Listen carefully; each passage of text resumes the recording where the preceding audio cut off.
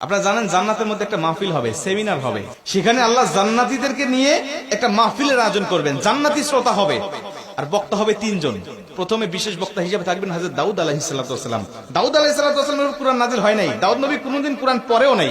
তারপরে আল্লাহ সেদিন তাকে ইলম দিবেন, তিনি দাউদ নবী সূরা তোহা থেকে তেলাওয়াত করবেন। তাফসীরে এসেছে দাউদ নবী যখন কুরআন থেকে তেলাওয়াত করবেন তার একটা গলা থেকে, একটা কণ্ঠ থেকে 80 রকম সুর বের হতে থাকবে।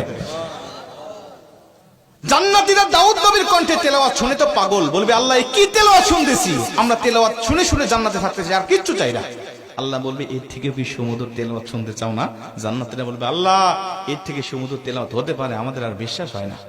আল্লাহ বলবে কেন বিশ্বাস হয় না? দাউদ নবীর উপরে কোরআন নাজিল হয় নাই, দাউদ নবী কোরআনের জন্য মার খায় নাই। যে নবীর উপরে কোরআন নাজিল করেছি, যে নবী কোরআনের জন্য মার খেয়েছে, দাঁত শহীদ করেছে, মাথার হেলমেট ভেঙেছে, উহুদের প্রান্তরে রক্তক্ষরণ করেছে, ওই নবীর কণ্ঠ থেকে কোরআনের তেলাওয়াত শোনো কেমন সুমধুর শোনা যায়। আমার নবী যখন সূরা ইয়াসিন থেকে তেলাওয়াত করবেন জান্নাতীরা তো পাগল হয়ে যাবে, বলবে আল্লাহ কোনো হুর চাই না, কোনো গিলমান চাই না, কোনো নাজ নিয়ামত, কোনো শরাব, কোনো ঝর্ণা, কোনো কিচ্ছু চাই না। আল্লাহ শুধু নবীর কণ্ঠে তেলাওয়াত শুনে জান্নাতে হাজার হাজার বছর আমরা কাটিয়ে দিতে চাই। আল্লাহ বলবে জান্নাতি এর থেকেও কি সুমধুর তেলাওয়াত তোমরা শুনতে চাও না? জান্নাতীরা বলবে আল্লাহ এর থেকে সুমধুর তেলাওয়াত হতে পারে, এটা আমাদের আর বিশ্বাসই হয় না। জান্নাতীরা কেন বিশ্বাস হবে না বলো?